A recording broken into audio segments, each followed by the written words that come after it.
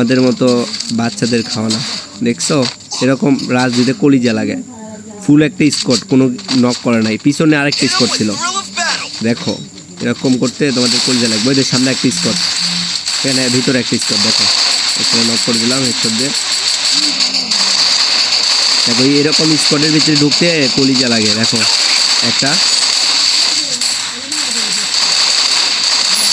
দেখছো এরকম ফাইট করতে কলিজা লাগে ভাইয়া। তোমাদের সেইটা না, এরকম ফাইট করতে তোমাদের কলিজা লাগবে।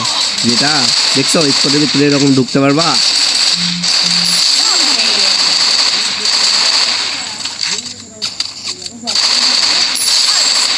দেখো